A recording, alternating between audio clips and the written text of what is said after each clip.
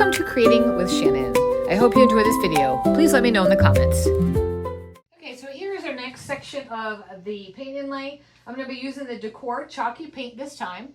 I'm going to first start with my acrylic primer with my dauber to get these edges, and my water and my lint-free rag, and I'm going to use this blank. This is meant to go like this, but I don't think I'm going to use it because I'm going to be using this right here, Peppermint Lane Candy Co. And it just fits beautifully right in there. And I feel like it doesn't fit here, and I don't want to force it. So I'm just going to do that. You don't have to use all the pieces. I can save this for something different. Now here's a quick tip. When you use the dobber, this is nice, but you shouldn't start with the dry one. Give it a little bit of water, just so it doesn't absorb as much acrylic primer. It'll have, it'll keep the paint more on the end than up into the dobber. So we're just gonna go and put one coat over the entire HDF, MDF board. Some of them I have are HDF, some are MDF, and I always get confused which is which. So I always just kind of say both. But this technique is brilliant for, watch this. It gets all the little whoop-de-doos and curly-cues without leaving any drips. Like if I were to paint this, there would be drips, it would be a disaster, it'd be a mess, especially for those of you that know how I craft. It can be a little heavy-handed, so this technique works well.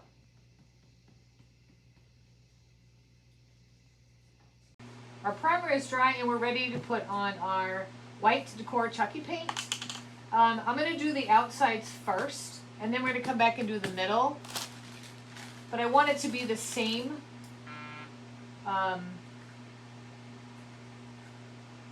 thickness of paint. So I'm going to go ahead and just use my dauber.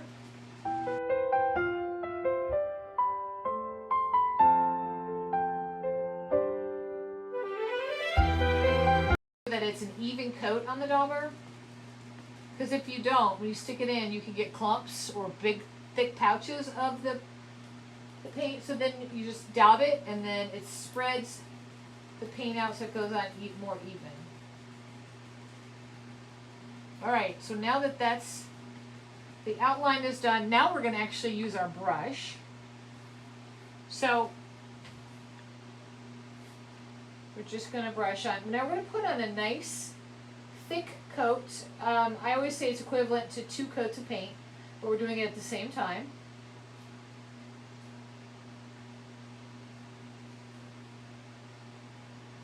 We're just going to cut out our design. We're using the Candy Cane Co. Some people will miss the back of their paint inlay, and that's to stop the wrinkles, but when you have such a small sheet, you really don't have the wrinkles. Alright, so now we're going to put it right in our paint.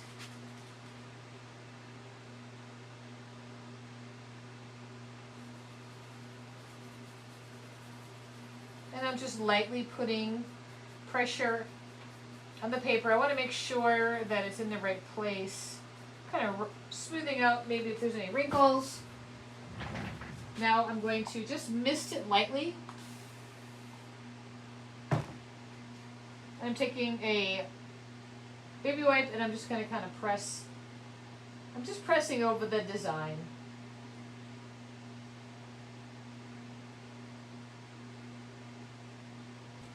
Alright, let's remove this paint inlay. I'm going to get it wet.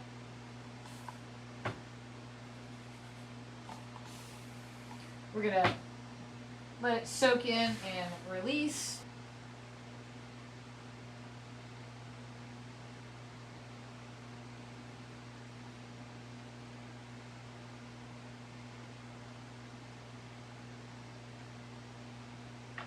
Now it's time for the solvent-based clear varnish. We're going to use matte. And I'm only going to put it over the paint inlay because I'm going to be painting the swirlies a different color, and then we're going to distress.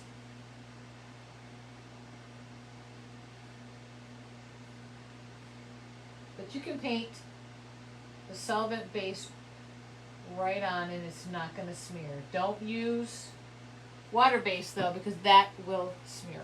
We are going to use the red creamy acrylic. So I'm just going to put some off to the side here on my glass mat. And I'm going to use, again, I'm going to use a smaller dobber this time. And the reason for that is I'm going to be distressing it, so I don't need full coverage. I gave it a little bit of a spritz, so it's a little bit wet. I'm going to pounce it so it's even. And I'm going to put it on. I'm going to leave it in some places and not in other places, again, because I want to have that distress look.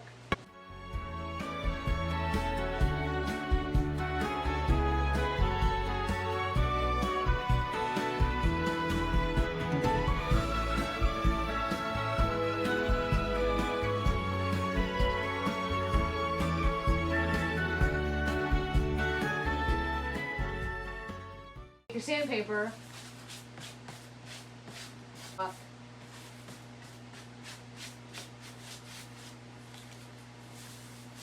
This is coming out. Perfect. I generally like to go in circles so it looks a little bit more natural with the distressing. It's kind of hard though on this kind of area. Now, so we want to age this. Now, we can either use the antique paste or we can use the Umbra. I feel that maybe we should use the Umbra because we're going to be covering a lot more area than with the wax paste. So what we're going to do is I'm going to get a little cup and we're going to add a little bit of water to it. Cup. A little bit of water.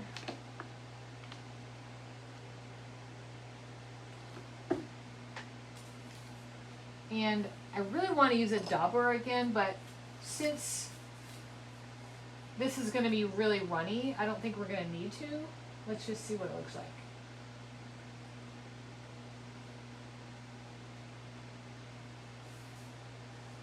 So as I'm putting it on,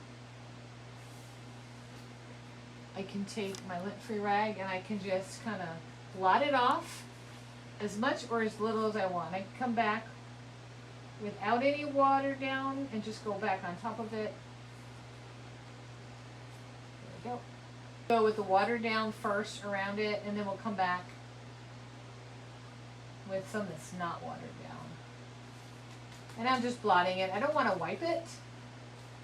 You can wipe it, but sometimes when you wipe, you take off more than you may want to. So it just depends on the look you're going for.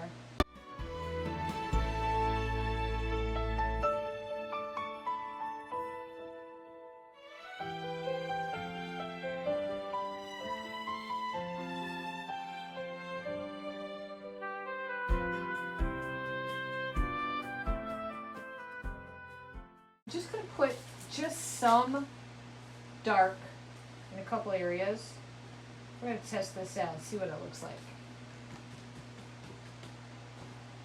I like it. So we're going to keep doing it. We're just going to be putting in certain places.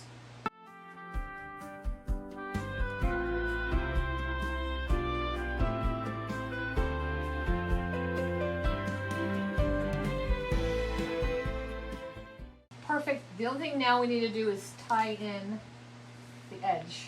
So we're going to just do the edge. And I'm going to take a dry brush and we're going to drag it in a little bit. Let's see. And again, if I don't like the way it looks, I can just take my baby wipe real quick because I did seal it and I can just wipe it back. There we go. Ooh, I like that.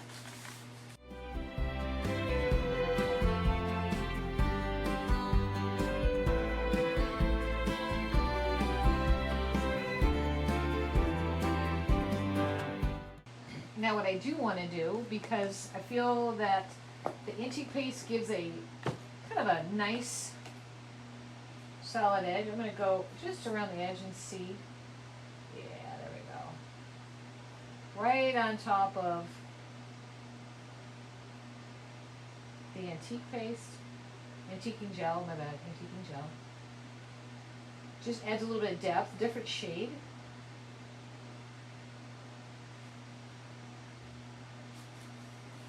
Few areas on this. Again, it's just giving me a darker, more concentrated look on some of these edges as opposed to the antiquing gel. This is the antique paste.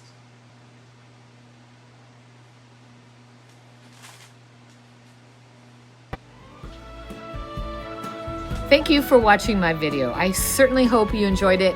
I just love this. I can't wait to display it for this holiday season. Please let me know what you think in the comments.